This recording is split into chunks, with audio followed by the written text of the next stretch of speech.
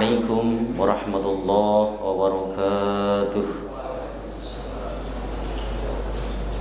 Alhamdulillah nahmaduhu wa nasta'inuhu wa nastaghfiruh wa na'udzu billahi min shururi anfusina wa sayyiati a'malina. May yahdihillahu fala mudilla lahu wa may yudlil fala hadiya lahu. Asyhadu an la ilaha illallah wahdahu la syarika lahu wa asyhadu anna Muhammadan 'abduhu wa rasuluh. Allahumma fasholli wa sallim wa barik ala hadzal nabiyil karim nabiyina Muhammadin sallallahu alaihi wasallam wa ala alihi wa sahbihi wa man tabi'ahu ila yaumiddin. Amma ba'du fa ibadallah, usikum nafsi wa iyaya bi taqwallah wa ta'atihi la'allakum tuflihun. Qala Allah ta'ala fi kitabihil aziz wa huwa asdaqul qailin. يا أيها الذين آمنوا اتقوا الله حق تقاته ولا تموتن إلا وأنتم مسلمون فإن أحسن الحديث كتاب الله وخير الهدي هدي محمد وشر الأمور محدثاتها وكل محدثات بدعة وكل بدعة ضلالة. Alhamdulillah, segala puji bagi Allah Subhanahu wa taala, Tuhan semesta alam yang telah memberikan kita nikmatul iman wal Islam wa sihatil badan, sehingga kita bisa kembali melaksanakan ibadah sholat maghrib berjamaah disambung dengan halaqah sejenak dalam rangka membahas agamanya Allah Subhanahu wa taala. Salawat salam mudah-mudahan terus tercurah ke pangkuan Rasulullah Muhammad sallallahu alaihi wasallam beserta seluruh keluarga beliau, sahabat, kerabat dan pengikutnya, serta kita semuanya umat beliau, umat dakwah ijabah yang senantiasa istiqamah konsisten dalam menjalankan dan mengerjakan sunnah-sunnahnya hingga akhir masa nanti. Jamaah sekalian yang dimuliakan oleh Allah Subhanahu wa taala, kita kembali akan membahas kitab Taisirul Alam Syarah Umdatil Ahkam, hadis yang nomor 150. Bismillahirrahmanirrahim. Qala al-muallif rahimahullahu ta'ala wa nafa'na bihi wa bi'ulumihi fid dharain. Rabbana shrah lana sudurana wa yassir lana umurana wahlul 'uqdatam min alsinatina yafqahu aqwalana. Amin ya rabbal alamin. Bismillahirrahmanirrahim. Al-hadithul khamsuna ba'dal mi'ah. Hadis yang nomor 150. An Yazid bin Ruman an Salih bin Khawath bin Khubair amman shalla ma'a Rasulillah sallallahu alaihi wasallam, dari orang yang salat bersama dengan Rasulullah sallallahu alaihi wasallam, salata dzatir riqa', salat pada saat perang dzatur riqa'. Perang dzatur riqa' disebut dzatur riqa' itu karena satu, menurut sebagian pakar, Nabi setelah menyerbu Khaybar telah ditaklukkan, itu Nabi kan sebenarnya pengen langsung pulang ke Madinah. Tetapi Nabi mendapat informasi valid bahwa ada suku dari Bani Mukharib dan Bani Tha'labah itu pengen menyerang Madinah. Mereka membuat koalisi di Bani Ghatafan untuk menyerang Madinah. Dalam rangka menghindari peperangan yang dahsyat, Rasulullah sallallahu alaihi wasallam mendahului menyerang mereka. Ya, sebagian pasukan dari Khaybar itu dibagi dua, yang sebagian pulang ke Madinah untuk berjaga di Madinah, yang sebagian lagi langsung lanjut perang menyerang Bani Ghatafan. Nah, pada saat itu cuaca sangat panas, sementara medan yang dilalui itu keras berbatu, sehingga sepatu para sahabat itu banyak yang robek dan kakinya berdarah. Kenapa? Karena mereka mengendari onta itu secara bergantian, kurang ya, jadi banyak jalan kaki gantian begitu, sehingga untuk menjaga kakinya supaya tidak terlalu parah cederanya, mereka membalut kakinya dengan kain perca, maka disebut dengan dzatur riqa' atau dzatu irqin, orang yang memiliki belebetan kalau orang Jawa itu, artinya kakinya itu dibalut begitu, seperti itu.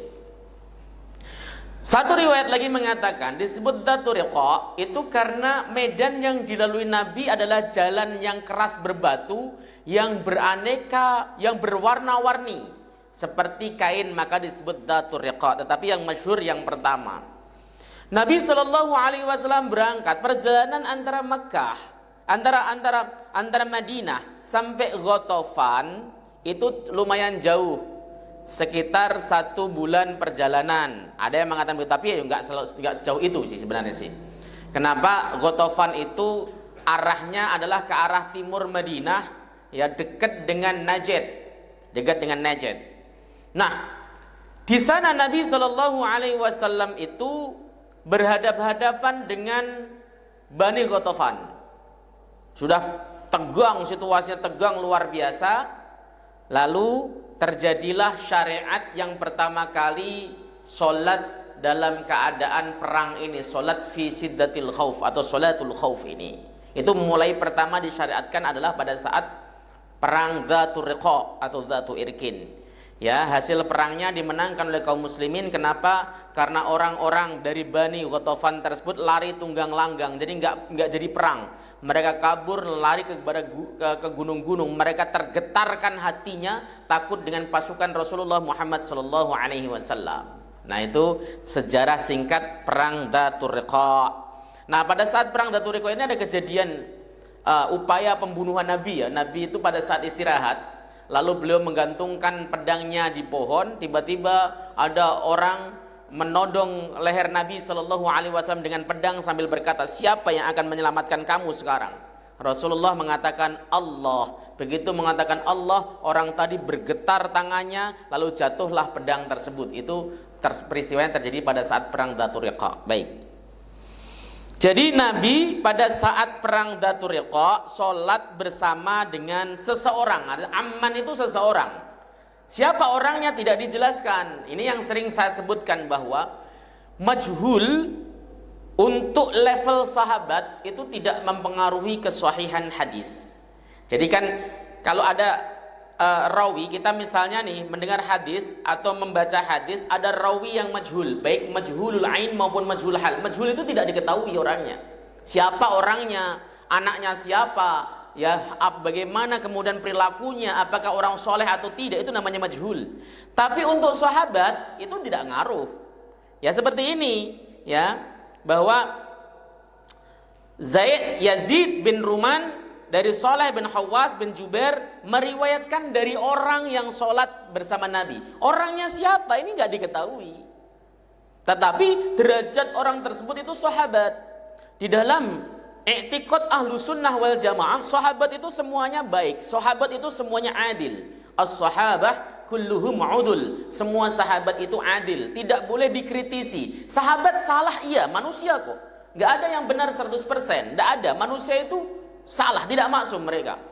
Ya, tetapi kita tidak boleh mengkritisi sahabat, kita tidak boleh mencaci-caci sahabat gara-gara karena kesalahannya, tidak boleh.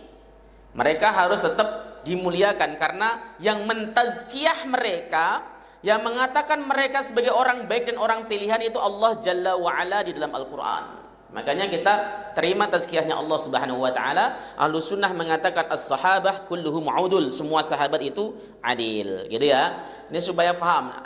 Saya selingi ilmu mustalah sedikit. Tetapi kalau yang majhul ini adalah rawinya, ya, seperti ada seseorang meriwayatkan hadis dari seseorang. Nah, orang ini an rajulin, dari seseorang. Seseorang ini siapa? Enggak jelas. Maka hadisnya menjadi dhaif. Ya, menjadi hadis mubham dan tidak bisa dipakai sebagai hujjah. Seperti itu supaya antum paham.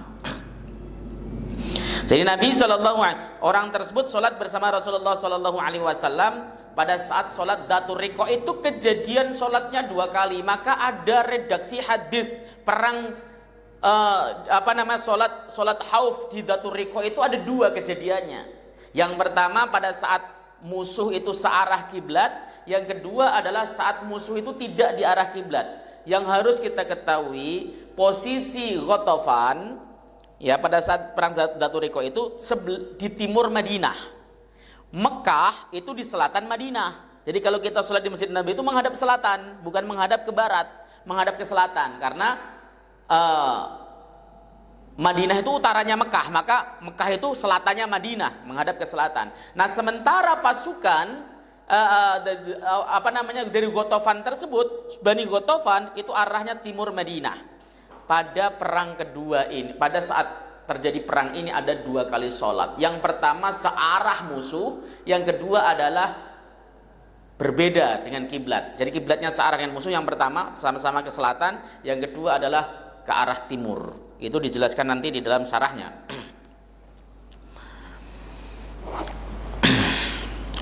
Nabi melaksanakan sholat khauf. Anna ta'ifatan suffat ma'ah. Sesungguhnya ada satu kelompok, berarti dibagi 2 lagi, berbaris bersama Rasulullah sallallahu alaihi wasallam, wa ta'ifatan wijahal aduwi, sementara satu kelompok lagi menghadapi musuh. Jadi dibagi 2, pasukan dibagi 2, satu kelompok itu sholat bersama Nabi, satu kelompok lagi menghadapi musuh, menghadapi siaga, karena musuh itu selalu curang, kita lengah sedikit bisa diserbu, makanya pasukan tetap dalam kondisi siap siaga. Fasalla billadzina ma'ahu rak'atan. Kemudian Nabi sallallahu alaihi wasallam salat dengan pasukan yang bersamanya 1 rakaat. Nah, tadi kan Nabi salat baris dengan satu kelompok. Nah, Nabi salat bersama dengan kelompok ini itu 1 rakaat saja, 1 rakaat. Tsumma tsabata qa'iman, kemudian Nabi tetap berdiri lama, bacaannya panjang. Nah, sementara pasukan yang di belakang itu wa atammu li anfusihim, mereka menyempurnakan sendiri. Jadi Nabi posisinya masih berdiri di rakaat kedua, kan qashar. Nah, sementara yang di belakang tadi langsung menyempurnakan sendiri dan salam sendiri. Beda dengan yang kemarin kasusnya kan? Masih ingat sholat yang kemarin? Sholat yang kemarin Nabi membagi 2 juga, arahnya satu kiblat. Ya, ingat itu yang kemarin. Bagi 2. Ketika dapat 1 rakaat, ya, ini pasukan bubar, langsung ini pasukan yang bersama Nabi dapat 1 rakaat, ini kemudian bubar menghadapi musuh, sementara yang asalnya menghadapi musuh kemudian berjamaah dengan Rasulullah Shallallahu Alaihi Wasallam. Saya ulang lagi, yang kemarin ini yang kemarin, Nabi sholat lawannya menghadap ke arah kiblat. Nabi membagi 2 kelompok pasukannya, 50-50, anggaplah 100. Ya, Nabi sholat bersama dengan kelompok pertama di rakaat pertama 1 rakaat. Begitu berdiri kedua, pasukan yang bersama dengan Nabi ini bubar menghadapi musuh dalam posisi tetap sholat. Oke? Kenapa? Karena posisinya menghadap kiblat, tetap musuh di arah kiblat. Paham? Dia tetap sholat. Lalu yang asalnya tadi berjaga baris di belakang Nabi melaksanakan sholat. Di rakaat kedua mereka dapat 1. Nah, selesai ini, lalu mereka menyempurnakan, Nabi kan salam, lalu mereka menyempurnakan 1 rakaat dan salam, lalu berjaga lagi, sementara pasukan yang tadi asalnya sholat pertama, baris lagi melaksanakan sholat, menuntaskan 1 rakaat dan salam. Itu yang kemarin. Nabi salam, pasukan yang bersama beliau, pasukan kedua itu, rombongan kedua menuntaskan sampai salam, selesai kemudian bubar menghadapi musuh lagi. Yang tadi kelompok pertama yang barisan bersama Nabi sholat yang pertama baru menuntaskan rakaat yang terakhir dan mereka salam. Dalam kasus ini musuh berbeda. Ya, musuh itu tidak menghadap kiblat. Misalnya contoh, kalau sini ya kiblatnya kan ke barat. Kalau di Madinah itu kiblatnya ke selatan. Musuh ada di timur. Kiblatnya ke selatan. Ini dibayangkan dulu. Berarti beda kiblat. Makanya posisinya orang yang sholat bersama Nabi harus selesai sholatnya dulu. Karena kalau kemudian mereka berpaling dari kiblat, batal sholatnya. Kan seperti itu. Ya, akhirnya kemudian pasukan yang pertama sholat bersama Nabi menghadap kiblat ini, anggap saja ini Madinah, Rasulullah Selatan ya, menghadap kiblat, sholat bersama Nabi, dapat 1 rakaat. Nabi tetap berdiri, tapi makmum yang ada di belakangnya ini nuntasin 1 rakaat lagi sampai salam. Jadi tidak nunggu salamnya Nabi. Faham ini? Faham? Jadi gimana supaya betul-betul faham? Nabi sholat. Saya mulai dari Nabi berperang. Ya, lawan ada di sebelah timur yang posisinya dia tidak ke arah kiblat. Sementara kiblatnya adalah ke arah selatan. Nabi membagi dua pasukannya. Satu bagian sholat bersama beliau, satu bagian menghadapi musuh. Pada saat Nabi sholat bersama satu bagian ini dapat satu rakaat, kan Nabi berdiri lagi karena sholatnya qashar. Nah, pasukan yang bersama Nabi di belakang ini menuntaskan sholat sendiri. Jamaahnya hanya di satu rakaat. Yang satu rakaat mereka menuntaskan sendiri lalu salam. Setelah salam mereka menghadapi musuh. Pasukan kedua datang, Nabi sudah di rakaat kedua. Kan jadi masbuk. Ketika kemudian di rakaat kedua mereka sholat bersama Nabi. Dapat satu rakaat dong jamaahnya. Ya, dan ini kurang satu rakaat lagi. Nabi duduk, ya tidak salam, duduk. Mereka kemudian berdiri untuk menuntaskan rakaat yang kedua. Setelah itu duduk lalu mereka salam bersama Rasulullah sallallahu alaihi wasallam. Jadi tidak ada sejarahnya mereka kemudian di tengah sholat lalu pergi menghadapi musuh seperti kasus yang pertama. Kenapa? Karena posisi lawan tidak searah dengan kiblat. Ini harus dipahami. Jadi beda arah musuh, beda pelaksanaan sholat siddatul khauf. Ini saya jelaskan duluan supaya antum paham dulu. Saya baca ulang. Anna ta'ifatan suffat ma'ahu wa ta'ifatan wijahal aduwi. Nabi, sesungguhnya ada satu kelompok pasukan yang berbaris bersama Nabi dan satu pasukan menghadap musuh. Fa shalla bil ladina ma'ahu rak'atan. Nabi salat dengan pasukan yang bersama dengan beliau satu rakaat. Summan sabata qa'iman, Nabi tetap berdiri. Wa atammu li anfusihim, dan pasukan yang salat di belakang Nabi menyempurnakan salatnya sendiri. Summan sarafu, lalu mereka bubar. Fasufu wijahal aduwi, dan mereka berbaris untuk menghadapi musuh. Wa ja'at at-ta'ifatul ukhra, datang kelompok yang kedua yang tadi asalnya menghadapi musuh. Fasalla bihim ar-rakaat allati baqiyat. Nabi salat berjamaah dengan mereka satu rakaat yang tersisa. Summa sabata jalisan, kemudian Nabi duduk, tetap duduk lama. Fa atammu li anfusihim, pada saat Nabi duduk, pasukan yang di belakang Nabi salat tadi menyempurnakan rakaatnya satu yang kurang karena masbuk tadi. Summa sallama bihim, lalu Nabi salam bersama dengan mereka. Apakah boleh? Sholatnya fi siddatil khauf, boleh banget. Dalam keadaan-keadaan seperti itu diperbolehkan sekali. Ya, itu yang harus kemudian dipahami. Ar-rajul alladzi shalla ma'a Rasulullah sallallahu alaihi wasallam huwa Sahal bin Abi Hasumah. Ya, seseorang yang salat bersama Rasulullah sallallahu alaihi wasallam adalah Sahal bin Abi Hasumah. Baik. Makna al-ijmali. Fi hadzal hadis yakunul adu fi ghairi jihatil qiblat. Dalam hadis ini musuh itu tidak searah dengan kiblat. Tadi posisinya musuh itu di arah timur, sementara kiblat itu di selatan Madinah, ya. Ya, li'anna manazilu fi syarqil Madinah, karena sesungguhnya tempat mereka para musuh itu ada di timur Madinah. Sudah saya jelaskan tadi. Oleh sebab itulah walida saffat ta'ifatun wa waqafat al-ukhra fi wajhil aduwi. Sekelompok pasukan berbaris untuk melaksanakan sholat bersama Nabi, dan sekelompok yang lain menghadapi musuh. Alladzi ja'alahul musalluna khalfahum, di mana mereka menjadikan orang yang sholat di belakang mereka. Artinya mereka menjaga musuh itu untuk melindungi Rasul dan para sahabat yang melaksanakan sholat. Menghadap ke selatan, musuh di atas di timur, ya. Mereka orang yang sholat itu dibelakangi oleh pasukan yang siap siaga, pasukan pemanahnya siap, yang pakai tombak siap, yang pakai pedang siap, semuanya serba siap, ya, dalam rangka melindungi orang yang sholat tersebut.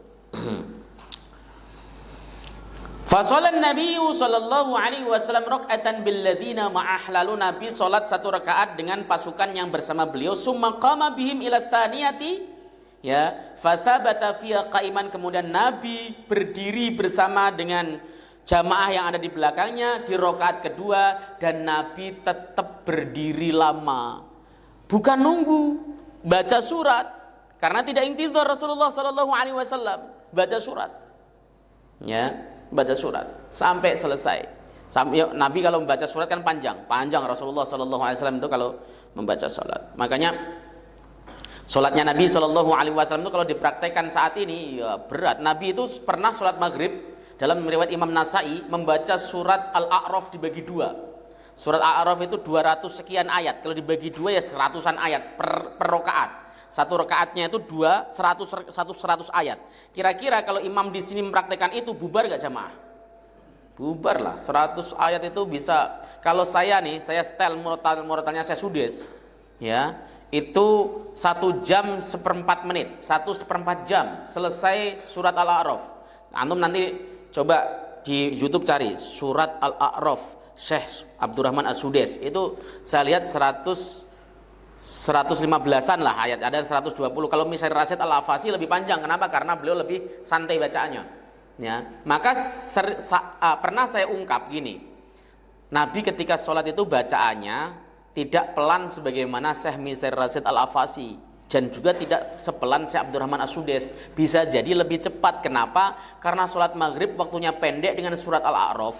Itu tidak mungkin Nabi SAW membacanya lalu setelah selesai Assalamualaikum masuk waktu Isya.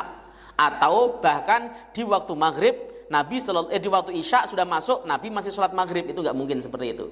Ya bisa jadi bacaannya ya seperti bacaan yang sedengan. Misalnya Alif Lam Mim Dzalikal kitabu la raiba fihi hudal lil muttaqin. Kayak mirip-mirip Syekh Su'ud Suraim. Wah, surah agak cepat bacaannya, ketukannya agak cepat. Kalau Syekh Misir Rasyid Al-Afasi kan bacaannya terlalu lambat ya. Apalagi bacaannya Ustaz Encep lambat banget begitu kan. Wah, kalau 100 ayat itu bisa sampai 2 jam itu pasti. Oh, begitu kan. Nah, makanya kalau kita meniru surat yang dipakai Rasulullah sallallahu alaihi wasallam berat. Nah, akhirnya kemudian kita sama-sama meniru Nabi, tapi tidak meniru Al-A'raf kalau salat maghrib. Yang ditiru surat Qul Ya ayyuhal kafirun dan Qul huwallahu ahad. Itu juga dibaca Nabi di dalam salat maghrib. Nabi itu salat maghrib seringnya membaca surat-surat pendek. Surat pendek. Kalau salat subuh Nabi sallallahu alaihi wasallam membaca surat yang panjang. Ya, disebut dengan tawalul mufassal, ya artinya surat-surat mufassal yang panjang. Kalau Isya itu beliau membaca dengan ausat atau surat-surat yang pertengahan seperti itu. Tetapi sekali lagi masalah bacaan surat itu adalah tergantung daripada jamaahnya, bukan tergantung daripada imamnya. Kalau jamaahnya orang baru tobat ya jangan panjang-panjang, jadi nggak tobat nama dia. Atau jamaahnya memang orang yang sibuk, orang kantoran dan sebagainya, jangan panjang-panjang, nggak disukai. Ya, orang kantoran atau misalnya masjid di rumah sakit, panjang bacaannya itu nggak disukai. Kenapa? Rata-rata jamaahnya itu orang yang besuk, orang yang nungguin pasien dan sebagainya. Maka yang bagus adalah yang pendek saja, ya. Yang pendek-pendek itu disenengin. Saya rasa untuk orang zaman akhir seperti kita itu, ya membaca surat yang semakin pendek itu jamaah semakin cinta sama masjid. Ya. Pernah nggak antum dengar suatu hadis dari Mu'ad bin Jabal yang beliau melaksanakan sholat lalu membaca surat panjang? Nah, karena saking panjangnya ada jamaah satu yang walk out dia. Karena dia baru pulang dari ladang, ya dia tambatkan ontanya. Setelah itu berjamaah, ternyata Mu'ad bacanya panjang sekali. Dia keluar dari jamaah. Sampai kemudian Mu'ad marah, masalah ini gempar, viral sampai kepada Rasulullah sallallahu alaihi wasallam. Rasul marahnya bukan kepada jamaah yang pergi, kepada Mu'ad. Afattanun anta? Apakah kamu mau jadi tukang fitnah? Tukang fitnah itu menjadikan orang benci sama masjid, nggak mau di masjid. Gara-gara apa? Lo kalau jadi imam kepanjangan. Jadi imam itu yang bagus itu adalah yang menyebabkan jamaah itu suka ke masjid. Saya mau suka ke masjid kenapa? Imamnya bacaannya asik, enak, tartil, pendek lagi. Ya, seperti itu kan? Lah, kenapa nggak mau ke masjid? Aduh ampun, bacaannya jelek, suaranya jelek, panjang lagi dah misalnya. Kan ada imam yang kadang-kadang mohon maaf nggak tahu diri ya. Bacaannya udah jelek, suaranya jelek maksudnya, nggak bagus-bagus amat suaranya, cempreng, garing dan sebagainya. Udah begitu nafasnya cekak-cekak, panjang lagi ya, di belakang itu nggak ada nikmat-nikmatnya sama sekali itu sebenarnya. Ada yang kayak gitu. Ya makanya yang paling bagus itu ya mengikuti Rasulullah bagus, ya itu paling utama, teladan lah. Tetapi yang paling bagus lagi adalah menyebabkan jamaah suka ke masjid. Nah, itu seperti itu ya. Jadi Nabi Shallallahu Alaihi Wasallam berdirinya lama membaca surat yang panjang. Ya, lalu kemudian diikuti fa'atammu li anfusim rakaatan, kemudian jamaah yang di belakang tadi menyempurnakan sendiri. Nabi masih berdiri nih. Dia kemudian sholat merampungkan sendiri. Summa sallamu, kemudian mereka salam bareng-bareng sendiri. Padahal Nabi belum salam. Lalu kemudian suman sarafu wijahal aduwi, mereka pergi bergegas untuk menghadapi musuh. Waja'at ta'ifatul ukhra fa shalla bihim ar-raqa'ah al-baqiyata. Kemudian datang kelompok yang lain, dia sholat, Nabi sholat bersama dengan mereka 1 rakaat yang tersisa. Ini kosor berarti sholatnya. Summa sabata jalisan, kemudian Nabi tetap posisinya duduk. Duduk ini baca Nabi, baca doa, kan boleh? Boleh. Selesai kita baca Hamidum Majid, kita baca doa mau panjang mau pendek, boleh. Boleh. Ya, antum sholat sendirian nih, bacanya doa mau setengah jam juga nggak masalah. Ya. Yang nggak boleh jadi imam. Jadi imam itu jangan panjang-panjang ketika baca doa di akhir. Cukup Allahumma inni a'udzubika min adzabi jahannam wa min adzabil qabr wa min fitnatil mahya wal mamat wa min syarri fitnatil masiihid dajjal. Selesai, salam. Assalamualaikum warahmatullahi. Nah, kalau sendiri silahkan baca Allahumma inni zalamtu nafsi zulman katsira wa la yaghfiru dzunuba illa anta. Ya. Faghfir li maghfiratan min indik warhamni fa innaka antal ghafurur rahim. Allahumma a'inni ala dzikrika wa syukrika wa husni ibadatik. Silahkan dibaca semuanya. Ya, karena itu adalah maqam mustajab untuk meminta kepada Allah Subhanahu wa taala. Boleh. Makanya Nabi sallallahu alaihi wasallam julusnya panjang, duduknya panjang. Kenapa? Setelah beliau membaca tahiyat, beliau membaca doa. Ya. Meskipun doa tersebut bukan doa yang warid, misalnya antum maksudnya pengen doa apa misalnya. Yang penting jangan bahasa Indonesia, kalau bahasa Indonesia bisa batal. Ya, jangan doa yang ngarang. Doa itu yang paling bagus yang dari Rasulullah sallallahu alaihi wasallam ataupun dari Al-Qur'an. Begitu ya. Ya, selesai itu wa atammu li anfusihim, mereka kemudian mana tadi kok bisa lompat ke atas? Ya, summa wa qamu wa atammu li anfusihim, kemudian mereka berdiri dan menyempurnakan salat mereka sendiri, rakaatan 1 rakaat, summa salama bihim, kemudian Rasulullah sallallahu alaihi wasallam salam bersama dengan mereka. Ikhtilaful ulama, perbedaan para ulama. Loh, hadisnya udah jelas loh, ulama masih beda. Ya tadi standarnya mereka beda-beda. Kadang dalam menghukumi hadis ini sahih, ini tidak sahih. Ada dua-duanya hadis sahih, ada yang dipilih mana di antara yang tersebut yang paling sahih lagi. Disebut as-sahih suhah. Yang paling sahih yang mana? Ya, hadisnya sahih, A sahih, B sahih. Mana yang lebih sahih? Ada yang begitu. Ada yang A sahih, B sahih, sama-sama sahihnya. Mana yang mukhtar, yang mereka pilih, yang mendekati dengan Al-Qur'anul Karim? Itu serius para ulama itu. Makanya seringkali jangan seperti orang yang seperti kambing menanduk gunung. Antum belum paham apa-apa, baru baca satu hadis lalu mengatakan ulama A salah, ulama B salah, ulama C salah. Salah seperti itu tidak boleh. Kita itu tidak memiliki kapasitas untuk menghukumi atau mengatakan salah para ulama. Biarkan saja para ulama yang kemudian berdiskusi atau adu argumen dengan mereka. Ruwiyat salatul khaufi anin Nabi sallallahu alaihi wasallam bi aujuhin mutaaddidatin. Diriwayatkan salat khauf itu dari Nabi sallallahu alaihi wasallam dengan macam-macam aujuh mutaaddidah, dengan beraneka ragam pelaksanaannya, macam-macam. Qala Ibnu Hazmin, berkata Ibnu Hazm, sahha minha 14 wajhan. Sahih dari pelaksanaan salat khauf dari Nabi itu 14 cara, kata Ibnu Hazm. Wa qala Nawawi, Imam Nawawi berpendapat, yablughu wujuha 16 wajhan. Pelaksanaan salat khauf itu yang dari Nabi, maksudnya prakteknya dari Nabi itu ada 16 wajah, 16 cara. Kata Imam Nawawi 16 cara, 16 wajah, 16 aturan. Ya. Wa qala Ibnu Arabi berkata, arba'an wa isrin jumlahnya ada 24 loh. Yang benar yang mana? Ya benar semuanya karena tergantung daripada mereka menghitung hadis dan membilang mana yang termasuk sahih. Seperti itu. Wa amma Ibnul Qayyim fi kitabi Al-Hadyu. Adapun Ibnul Qayyim dalam kitabnya Al-Hadyu. Ya Al-Hadyu ini berarti apa namanya? Ya Allah. Kitabnya Ibnu Qayyim yang terkenal tuh, Masya Allah. Lupa saya. Terkenal sekali kok. Minum dulu deh kalau gitu.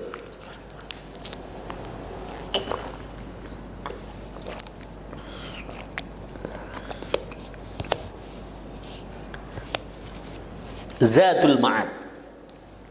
Ya. Faqala, maka kemudian dalam kitab Zadul Ma'ad seperti itu ada namanya apa namanya khusus kitab yang membahas tentang masalah ruh juga ada. Ibnu Qayyim itu kitabnya banyak. Beliau termasuk ulama yang produktif sekali. Muridnya Syekhul Islam Ibnu Taimiyah. Faqala, maka berkata Ibnu Qayyim, innaha sittatun aw sab'atu aujuhin. Ya, salatnya Nabi itu Salat khaufnya Nabi itu antara 6 atau 7 cara, kata Ibnu Qayyim. Wa haula'i kullama ra'au ikhtilafar ruwati fi qissatin ja'alu dzalika wujuhan min fi'lin Nabi sallallahu alaihi wasallam wa innama hiya min ikhtilafir ruwah. Ya. Kenapa kok bisa beraneka ragam? Karena itu perbedaan rawi ini. Jadi ini sebenarnya bukan Nabi mendawuhkan, tetapi sahabat melihat praktek Nabi. Nah, ketika ada sahabat melihat praktek Nabi, dia diceritakan kepada tabi'in. Tabi'in menceritakan itu jadi satu aturan. Sementara yang ikut perang bersama Nabi Shallallahu Alaihi Wasallam itu banyak, dan masing-masing melihat praktek Nabi Shallallahu Alaihi Wasallam. Ya, uniknya jalurnya sahih semuanya. Ketika jalurnya sahih semuanya, maka para ulama tidak menimbang ini itu bagaimana. Ya sudahlah kalau begitu. Apapun yang dipraktekkan Nabi boleh Anda praktekkan, silahkan pilih. Kan seperti itu karena jalurnya sahih semuanya. Beda kalau jalurnya dhaif. Kita nggak boleh bersuudzon gini, jangan-jangan sahabat itu salah lihat, salah menghafal, nggak bisa, nggak boleh. Karena tadi as-sahabah kulluhum udul, semua sahabat itu adil, dan semua sahabat itu orang yang tidak berani untuk mereka-reka melakukan inovasi di dalam perkara agama, nggak seperti manusia zaman sekarang. Sahabat itu orang yang paling takut kepada Allah Subhanahu wa taala. Oh, Nabi kok yang mendeklarasikan kebaikan para sahabat, khairul quruni qarni, sebaik-baiknya masa adalah masaku. Ya.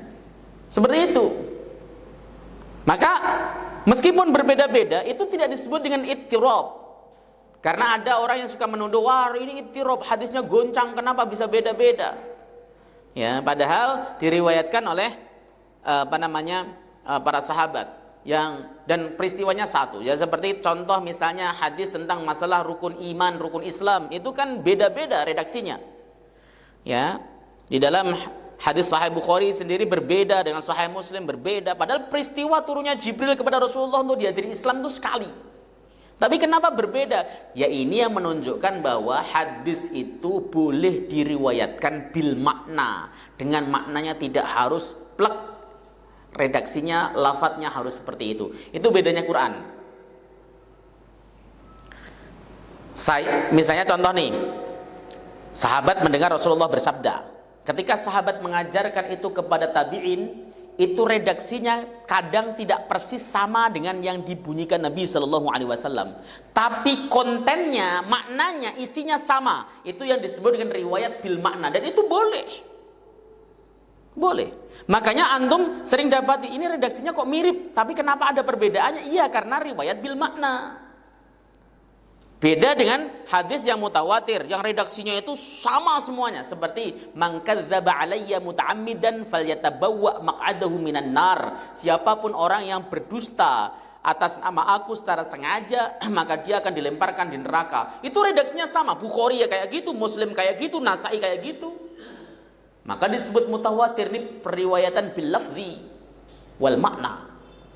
Tetapi meriwayatkan bil makna, seorang rawi menceritakan hadis bil makna, redaksinya, maknanya saja itu boleh. Contoh lagi ya, ini dipraktekkan oleh kita kadang-kadang khutbah itu atau ceramah. Antum mengatakan Rasulullah SAW bersabda.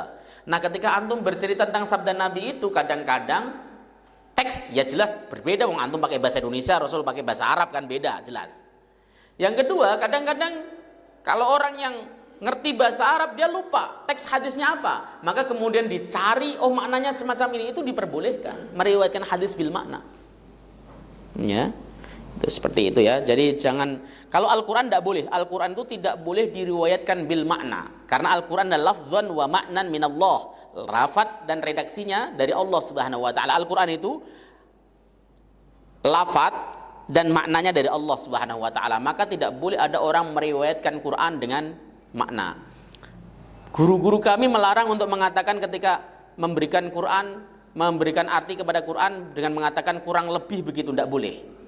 Mengurangi dan melebihkan makna Al-Quran tidak boleh. Ya pokoknya dibaca apa adanya. Ya, tafsirannya begini, ya artinya begini, harus begitu. Jadi itu Al-Quran. Al-Quran itu redaksi dan maknanya dari Allah Subhanahu wa taala. Maka hati-hati ketika kemudian kita menukil Al-Quran, harus sama persis. Fa dengan wawu saja, wa itu beda di Al-Quran. Ya, misalnya contoh, faman a'radu an dzikri, kita baca waman itu bisa berbeda. Dan tidak boleh merubah satu ayat sengaja. Kalau antum lupa tidak masalah, tapi kalau merubah satu ayat sengaja antum merubah, itu kafir. Karena merubah Al-Quran. Itu ya bedanya ya.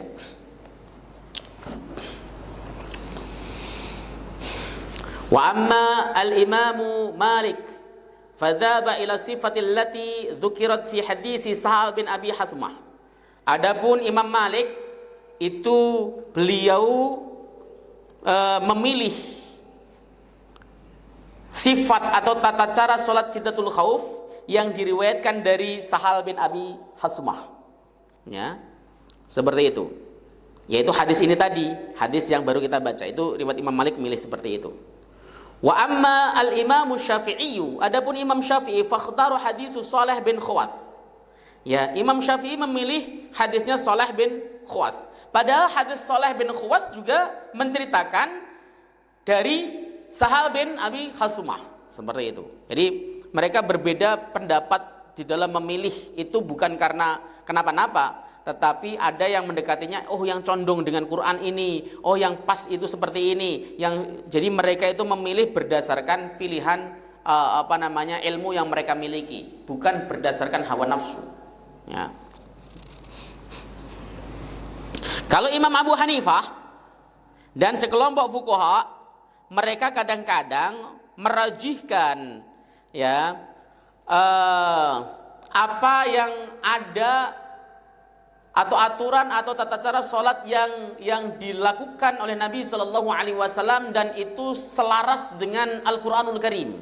Al-Quranul Karim itu kan menjelaskan tata cara sholat dalam keadaan perang, seperti itu. Itu juga itu pilihan Abu Hanifah.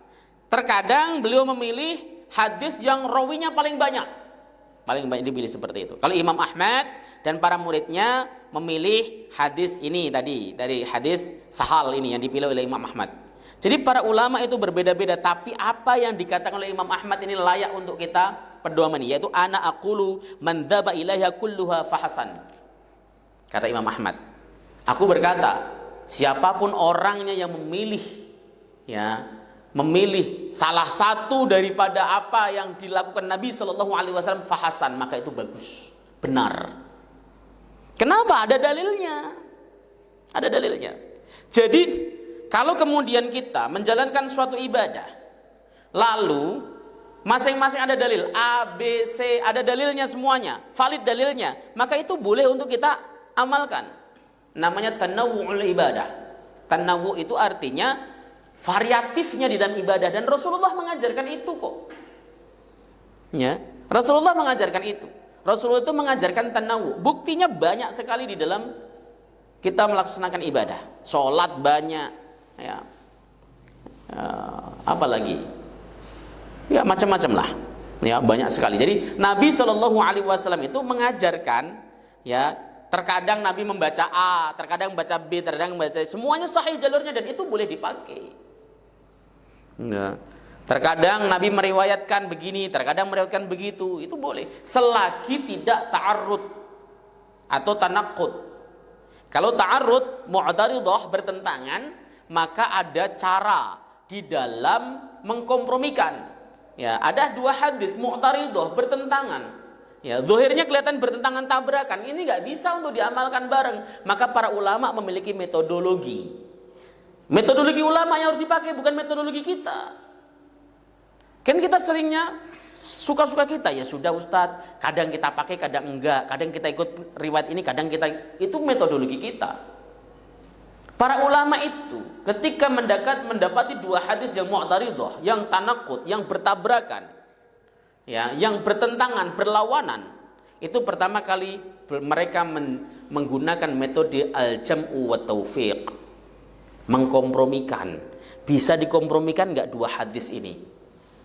Jadi mengkompromikan hadis itu, menggabungkan dua hadis itu, thariqah yang ditempuh oleh para ulama supaya bisa mengamalkan dua hadis. Karena pedoman atau kaidahnya adalah mengamalkan dua hadis yang ada itu jauh lebih baik dibanding dengan mengamalkan satu hadis meninggalkan yang lain. Ya, saya pernah ditanya, Ustadz, kenapa kalau takbir orang Indonesia kok Allahu Akbar begini, misalnya nih contoh, Allahu Akbar, sejajar dengan telinga dan pokoknya gini, Allahu Akbar. Itu karena mengamalkan dua hadis. Sering ditanya, tidak ada hadisnya itu. Justru mengamalkan dua hadis. Hadis dari Sahih Muslim misalnya, yang mengatakan Nabi mengangkat tangannya ketika takbir sejajar dengan pundak, hadwa mankibai. Dan hadis riwayat Abu Dawud misalnya, yang mengatakan Nabi SAW ketika mengangkat tangannya hadwa somahai udhunai, sejajar dengan kedua telinganya misalnya. Ini dua hadis, dua-duanya sahih. Maka mengamalkan dua hadis ini disukai lebih bagus dibanding dengan antum takbirnya begini, tapi meninggalkan yang nggak pernah takbir begini. Berarti antum mencampakkan dalam tanda kutip satu hadis sahih. Itu sudah disukai para ulama. Yang disukai adalah bagaimana mengamalkan dua hadis sahih tersebut. Ini yang kemudian dipilih oleh tarjih juga.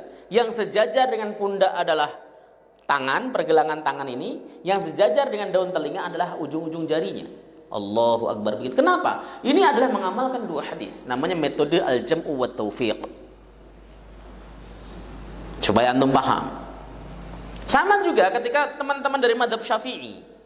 Ada yang kenapa ketika dia illallah baru digerakkan? Apakah ada hadisnya? Ya gitu kan selalu kan. Apakah ada hadisnya? An-Nawawi mengatakan itu menggunakan mengamalkan dua hadis. Maka mereka berhujjah, ya, ada dua hadis, ya, dua yang bertentangan. Yang pertama yang mengatakan menyuruh menggerakkan, yang satu lagi mengatakan tidak menggerakkan.